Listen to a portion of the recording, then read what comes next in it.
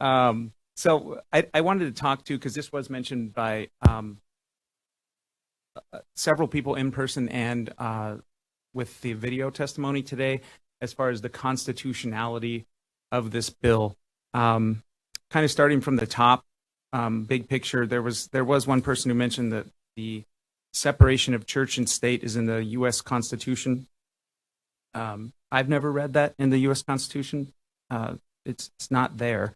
But going down to the state constitution, several people did bring up the Blaine Amendment today, and that was, just a quick overview. The Blaine Amendment was introduced in the late 1800s, and that's been in the Idaho state constitution for a while now. And the Blaine Amendment was put there, in a lot of states.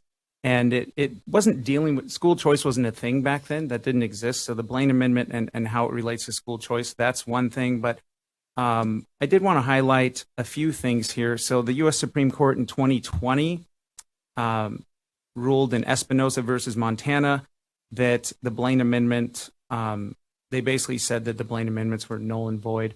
In last summer, in 2022, there was a case, Carson versus Macon, also a Supreme Court case that also ruled that Blaine Amendments in every state are null and void, meaning that as long as money flows to private schools as a result of individual choice, and that's what this is. It's the big a misconception, I think, around this, excuse me, is that the state is directing these funds, the parents are directing these funds. So as long as the money flows to private or religious schools, or religious private schools, whatever you want to call them, as a result of the parents choosing where to send their child, that program is constitutional. And if a state chooses to subsidize private education, now the Supreme Court didn't say they had to, they just said it was allowable.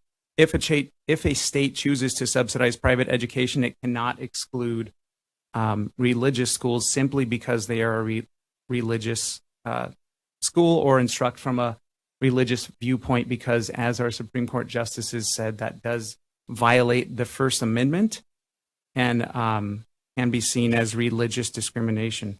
So I did confirm these things with our current Attorney General. I visited twice this year, just in January, so twice last month. I did talk to associates in our Attorney General's office, and they did confirm, in fact, that the Blaine Amendment is dead law. One of the associates said that it completely changed the landscape for school choice in Idaho and any other state. And if you're in any doubt, because we do have a new Attorney General and new associates, last year in March of 2022, former Attorney General Wasden, speaking on a similar bill from last year, which was House Bill 669, did put out a letter saying that, referring to the, he was asked, is House Bill 669 constitutional? His answer, I mean, there's a whole letter, I'm not going to read it, but his answer said it is still likely constitutional when considering the recent U.S. Supreme Court case in 2020, but he did put out this letter before the case in 2022, which I think kind of put the final nail in the coffin.